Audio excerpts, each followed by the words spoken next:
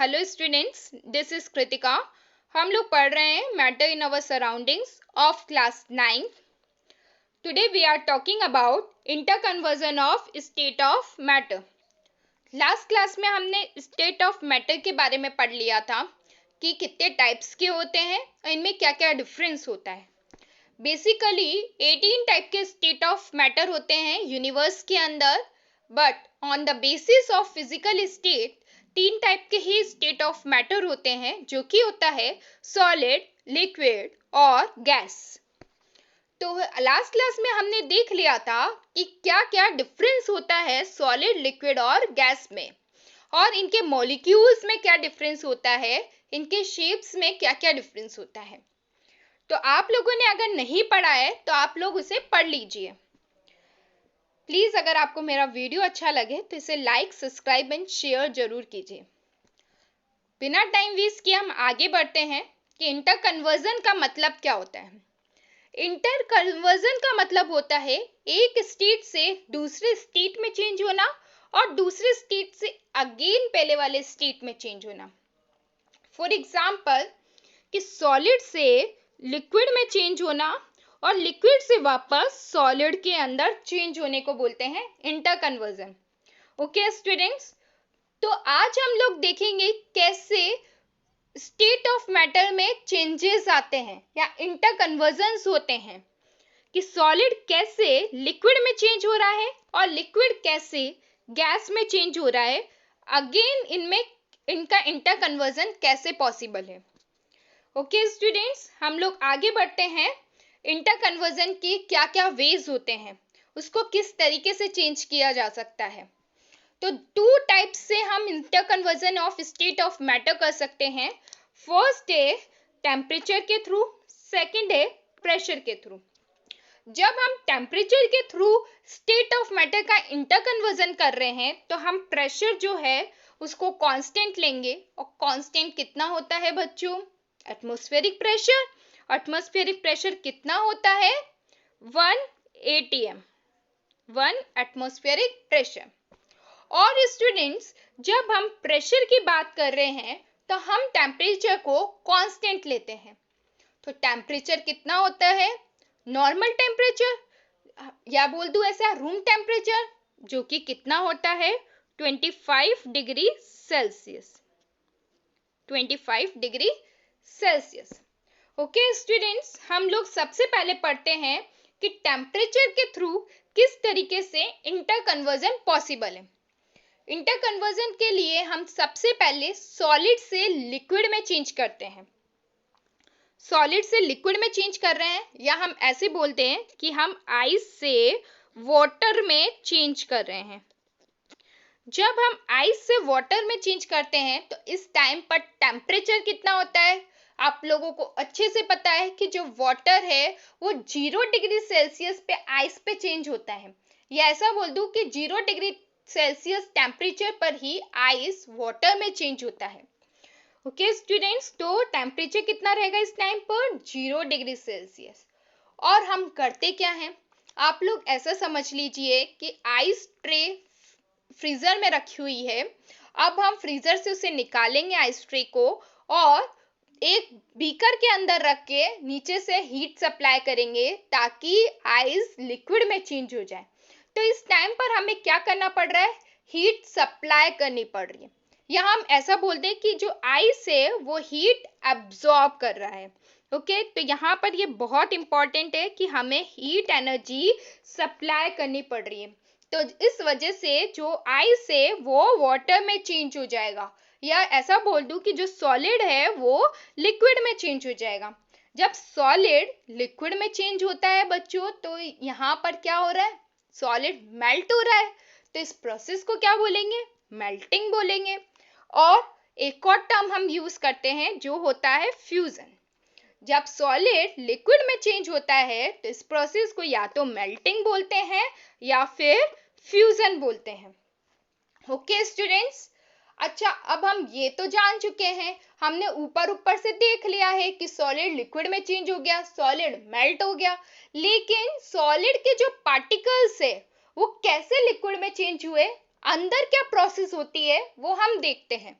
अगर मैं आपको ऐसे बोल सकती हूँ कि जब सॉलिड था मतलब आइस था, तो इसके जो पार्टिकल्स किस तरीके से थे, बहुत ही कॉम्पैक्ट स्ट्रक्चर में थे, बहुत ही पास पास थे, ठीक है, उनके बीच में बिल्कुल गैप नहीं था, बिल्कुल पास पास थे। जब वो लिक्विड में चेंज हो गया या आइस जब मेल्ट हो गया, तो इसके पार्टिकल्स कैसे हो गए, थोड़े थोड़े से दूर हो गए, थोड़े फ्रीली मूव करने लगे, ठीक है। तो यहाँ पर ये डिफरेंस आता है पार्टिकल्स में, लेकिन एक्चुअली होता कैसे है, पूरी प्रोसेस क्या होती है, वो हम देखते हैं कि टेम्परेचर का कैसे इफेक्ट पड़ता है। जब हम टेम्परेचर इंक्रीज करते हैं, जब हम टेम्परेचर इंक्रीज करते हैं सॉलिड का, तो क्या होगा कि kinetic energy of the particles increases. जब काइनेटिक एनर्जी बढ़ जाएगी तो पार्टिकल्स वाइब्रेट करना स्टार्ट होंगे, धीरे धीरे टेम्परेचर और बढ़ता जा रहा है, पार्टिकल्स और तेजी से वाइब्रेट कर रहे हैं, तो उनके बीच में जो फोर्स ऑफ अट्रैक्शन है वो ब्रेक हो जाएगा। जो फोर्स ऑफ अट्रैक्शन ब्रेक हो जाएगा तो पार्टिकल्स क्या होंगे, वो फ्रीली मूव करेंगे, तो सॉलिड क्या हो जाएगा, अल्टीमेटली मेल्ट हो जाएगा। आई बच्चों आपको ये बात समझ में कि हमने क्या किया है, हमने सिर्फ टेम्परेचर इंक्रीज किया है, इस वजह से पार्टिकल्स की काइनेटिक एनर्जी इंक्रीज हो गई है और पार्टिकल्स वाइब्रेट करना स्टार्ट कर दिया है। अब क्या हो रहा है कि force of attraction between the particles क्या हो जाएगा, कम हो जाएगा। जब फोर्स ऑफ अट्रैक्शन ब्रेक होने लगेगा, कम होने लगेगा, तो पार्टिकल्स क्या करेंगे, फ्रीली मूव हो जाएंगे और अल्टीमेटली सॉलिड मेल्ट हो जाएगा। और कैसा हो गया, उसके पार्टिकल्स थोड़े दूर दूर हो गए। ओके स्टूडेंट्स, नेक्स्ट अब हम अच्छे से जानते हैं कि कैसे सॉलिड लिक्विड में चेंज हो गया है। अब हम देखते हैं कि लिक्विड अगेन सॉलिड में कैसे होता है। ओके स्टूडेंट्स, तो हम देख रहे हैं कि लिक्विड कैसे सॉलिड में चेंज होता है। मतलब वाटर हम किस में चेंज कर रहे हैं, वाटर को आइस में। जब हम वाटर को आइस में चेंज करते हैं तो इस टाइम पर टेम्परेचर कितना रहेगा, 0 डिग्री सेल्सियस रहता है। अब हम कर क्या रहे हैं, हम लोग एक आइस ट्रे में वाटर फिल कर रहे हैं और उसे फ्रीजर में रख रहे हैं। तो इस टाइम पे हमने टेम्परेचर कम कर दिया, या ऐसे बोल दूं कि हीट एनर्जी क्या हो जाएगी, रिलीज हो जाएगी। हीट एनर्जी क्या हो रही है, यहाँ पर रिलीज हो रही है। ये बहुत ही इंपॉर्टेंट पॉइंट है, इसे याद रखना बच्चों कि हीट एनर्जी वहां पर एब्जॉर्ब हो रही थी और यहाँ पर क्या हो रही है, हीट एनर्जी रिलीज हो रही है। जब लिक्विड वाटर में चेंज होता है तो इस प्रोसेस को बोलते हैं फ्रीजिंग और सॉलिडिफिकेशन। ये टर्म बहुत ही इजी है, देखिए कैसे इजी है। हमने क्या किया, लिक्विड को फ्रीज्ड कर दिया है, लिक्विड को फ्रीजर में रख दिया है, तो इस टर्म को बोल दिया फ्रीजिंग। या मैं ऐसे बोल दूं लिक्विड को सॉलिड में चेंज कर दिया, तो क्या हो गया, सॉलिडिफिकेशन, है ना स्टूडेंट्स। अब हो क्या रहा है, यहाँ पर मॉलिक्यूल्स में कैसे चेंजेस हो रहे हैं वो अब हम देखते हैं। हमने क्या किया कि टेम्परेचर बढ़ा दिया, टेम्परेचर बढ़ाने से क्या हो गया, हीट एनर्जी जो होगी वो रिलीज हो जाएगी, हीट एनर्जी रिलीज हो गई। हीट एनर्जी के रिलीज होने से the kinetic energy of the particles कम हो जाएंगे, ठीक है, डिक्रीज हो जाएगा। जब काइनेटिक एनर्जी कम हो जाएगी तो इस वजह से क्या होगा, force of attraction between the particles बढ़ जाएगा। फोर्स ऑफ अट्रैक्शन बढ़ जाएगा तो अल्टीमेटली किस में चेंज हो गया, सॉलिड में चेंज हो गया, है ना स्टूडेंट्स। हमें करना क्या था, पहले हमारे जो पार्टिकल्स थे वो फ्रीली मूव कर रहे थे, दूर दूर थे। अब हमें क्या करना है कि इन्हें पास पास लेकर आना है। तो ये किस में चेंज हो जाएगा, वाटर किस में चेंज हो जाएगा, यहाँ पर आइस में चेंज हो जाएगा, है ना। तो क्या हो रहा है कि टेम्परेचर हमने कम कर दिया तो हीट एनर्जी रिलीज हो जाएगी, तो kinetic energy of the particles कम हो जाएंगे, ठीक है, डिक्रीज हो जाएगा। तो क्या होगा, इससे force of attraction between the particles बढ़ जाएगा। देखिए यहाँ फोर्स ऑफ अट्रैक्शन बढ़ गया, फोर्स ऑफ अट्रैक्शन के बढ़ने की वजह से क्या हो जाएगा, सॉलिड में चेंज हो जाएगा। ठीक है स्टूडेंट्स, हम अब देखते हैं कि जो अभी हमने जो टर्म पढ़ी थी, मेल्टिंग और फ्यूजन, फ्रीजिंग और सॉलिडिफिकेशन, तो इसकी डेफिनेशन क्या होती है? मेल्टिंग और फ्यूजन की बात करें हम, तो मेल्टिंग और फ्यूजन क्या होगा? यहाँ पे ऑफ नहीं आएगा स्टूडेंट्स, गलती से लिखाया गया है, तो यहाँ पर आएगा और। एक मिनट स्टूडेंट्स, यहाँ पे आएगा और। तो मेल्टिंग और फ्यूजन की डेफिनेशन क्या होगी? ऐसी प्रोसेस जिसमें सॉलिड लिक्विड में चेंज हो जाए और यहाँ पे हीट एनर्जी क्या हो रही थी? एब्जॉर्ब हो रही थी। तो इस प्रोसेस को क्या बोलते हैं? मेल्टिंग और फ्यूजन। सेकेंड है फ्रीजिंग और सॉलिडिफिकेशन। तो हमने देखा ही था क्या हो रहा था, लिक्विड को किस में चेंज कर रहे थे हम? सॉलिड में। तो लिक्विड को सॉलिड में चेंज करने की प्रोसेस को बोला जाता है फ्रीजिंग और सॉलिडिफिकेशन। इस टाइम पर एनर्जी क्या होगी? रिलीज होगी। ओके स्टूडेंट्स, नेक्स्ट हम देख रहे हैं मेल्टिंग पॉइंट और बॉइलिंग पॉइंट। नाम से ही पता चल रहा है यहाँ पे कोई पॉइंट की बात कर रहे हैं। किस पॉइंट की बात कर रहे हैं? मेल्ट होने की पॉइंट की बात कर रहे हैं। और मेल्ट का मतलब क्या होता है? मेल्टिंग का मतलब क्या हो गया कि ऐसी प्रोसेस जिसके अंदर सॉलिड लिक्विड में चेंज हो जाए या सॉलिड मेल्ट होना स्टार्ट कर दे। तो इसका डेफिनेशन क्या हो जाएगी कि ऐसा टेम्परेचर जिस टेम्परेचर पर सॉलिड लिक्विड में चेंज हो जाए तो उसमें क्या होगा? हीट एनर्जी एब्जॉर्ब हो रही है। तो इस पॉइंट को क्या बोलेंगे? Melting point.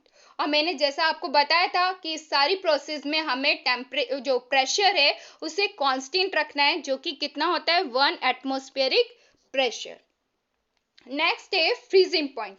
तो ऐसा टेम्परेचर जिस टेम्परेचर पर लिक्विड चेंज हो जाए सॉलिड में, तो यहाँ पर हीट एनर्जी क्या होगी? रिलीज हो जाएगी और प्रेशर कितना रहता है? 1 एटमॉस्फेरिक प्रेशर। तो इस पॉइंट को बोलेंगे हम फ्रीजिंग पॉइंट। बहुत ही इजी चीजें हैं बच्चों, ये बहुत ही इजी टर्म है। जो इनका नाम है उसी से ही एक्सप्लेन हो रहा है कि ये बोलना क्या जाता है, इनकी डेफिनेशन क्या होगी। चलिए स्टूडेंट्स, अब हम एक एक्टिविटी करते हैं। इस एक्टिविटी में हमें क्या करना होता है कि हमें सॉलिड को लिक्विड में चेंज करना होता है। जब हम सॉलिड को लिक्विड में चेंज करते हैं तो इस टाइम पर टेम्परेचर में क्या डिफरेंस आता है हम वो देखेंगे। या ऐसा बोल दूं कि हमें आइस को वाटर में चेंज करते हैं।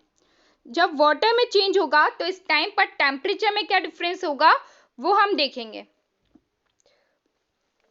तो इसके लिए हम एक एक्टिविटी के लिए कुछ एपरेटस लेते हैं, जो कि है हम एक बीकर ले रहे हैं, इसमें आइस क्यूब्स ले रहे हैं, नीचे हमने एक बंसन बर्नर लगा दिया। इस बर्नर क्या काम आएगा? हीट सप्लाई करने के काम आएगा, या ऐसा बोल दूं कि टेम्परेचर इंक्रीज करने के काम आएगा। हमने ग्लास स्टीरर लिया है और एक थर्मोमीटर लिया है जो कि टेम्परेचर मेजर करेगा।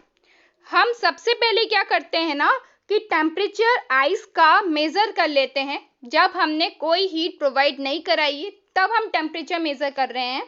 तो कितना था आइस का टेम्परेचर? 0 degree Celsius.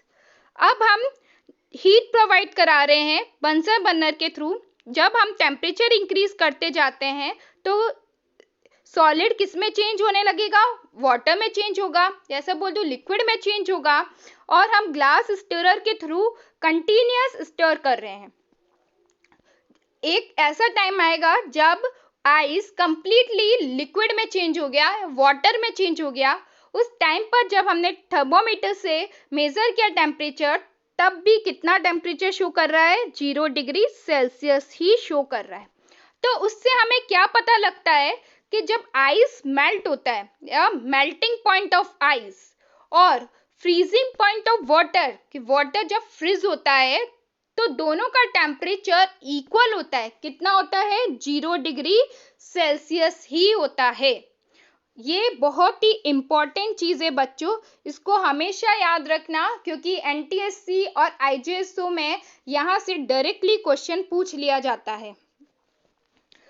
अच्छा, अब लेकिन ये बात तो सोचने वाली हुई, आप लोग के सबके दिमाग में एक क्वेश्चन आ रहा होगा कि मैम हमने टेम्परेचर इंक्रीज किया है और ऊपर बर्नर के अंदर बीकर के अंदर जो आइस मेल्ट हो रहा है लिक्विड के अंदर, तो वहां पर तो टेम्परेचर थर्मोमीटर में शो ही नहीं कर रहा है, तो वो टेम्परेचर गया कहाँ, या ऐसा कि हीट एनर्जी कहाँ गई। तो वो हीट एनर्जी को क्या बोलेंगे हम, हिडन हीट एनर्जी। हाँ तो बच्चों, हिडन हीट को केमिस्ट्री की लैंग्वेज में क्या बोलेंगे, लेटेंट हीट ऑफ फ्यूजन। तो लेटेंट हीट ऑफ फ्यूजन का डेफिनेशन क्या होगी कि जब हम 1 किलोग्राम सॉलिड को लिक्विड में चेंज कर रहे हैं तो कितनी हीट रिक्वायर्ड होगी, वो होगी लेटेंट हीट ऑफ फ्यूजन। तो हम किसकी बात कर रहे थे यहाँ पर, आइस की। तो आइस की लेटेंट हीट ऑफ फ्यूजन कितना होगा, या बोल दूं कि आइस को वाटर में चेंज होने के लिए मिनिमम कितनी हीट की रिक्वायर्ड होगी, तो वो होगी 3.34 इंटू 10⁵ जूल पर केजी। ये जूल पर केजी क्या है, इसकी यूनिट। जूल किसकी होती है, हीट की, और किलोग्राम मास की। ओके स्टूडेंट्स, अब आपको समझ में आ ही रहा होगा कि जब हम सॉलिड से, या ऐसा बोल दो आइस से वाटर में चेंज करते हैं तो इतना मिनिमम रिक्वायर्ड होता है हीट एनर्जी। या इसका इन्वर्स बोल दूं कि जब वाटर स्टूडेंट्स, जब वाटर आइस में चेंज होता है तो इतनी एनर्जी लूज करके वो आइस में चेंज हो जाता है। अच्छा बच्चों, इन सब से हमें क्या समझ में आया, हमें ये समझ में आया कि हम कैसे सॉलिड से लिक्विड में चेंज कर सकते हैं और लिक्विड को कैसे सॉलिड में चेंज कर सकते हैं। साथ साथ में हमने सीखा कि आइस का मेल्टिंग पॉइंट और वाटर का फ्रीजिंग पॉइंट सेम होता है, जो कि होता है 0 डिग्री सेल्सियस, है ना। तो यहाँ पर डिफरेंस किस चीज का आएगा, डिफरेंस आएगा लेटेंट हीट ऑफ फ्यूजन का। किसका डिफरेंस आएगा, लेटेंट हीट का।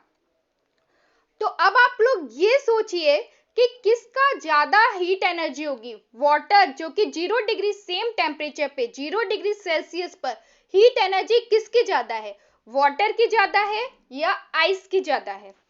ऑब्वियस बात है वाटर की ही ज्यादा होगी, क्योंकि वाटर क्या कर रहा है, हीट एनर्जी लेकर सारा आइस लिक्विड में चेंज कर रहा है, वो अपने सारे बॉन्ड्स या force of attraction between the particles break करने में लगा रहा है। लेकिन वहां पर हीट एनर्जी है तो सही, चाहे टेम्परेचर दोनों का सेम हो, है ना स्टूडेंट्स।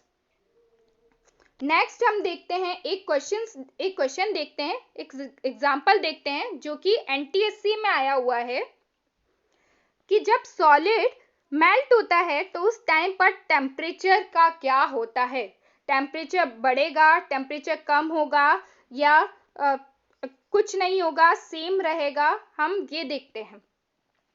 आप लोग अच्छे से जानते हैं कि सॉलिड जब मेल्ट होता है, लिक्विड में चेंज होता है, तब भी सॉलिड का टेम्परेचर 0 डिग्री सेल्सियस रहता है। जब सॉलिड लिक्विड में चेंज हो गया तब भी टेम्परेचर 0 डिग्री सेल्सियस ही होता है। तो क्या होगा, कांस्टेंट रहेगा। ओके स्टूडेंट्स, नेक्स्ट क्लास में हम लोग आगे इंटर कन्वर्जन को कंटिन्यू करेंगे।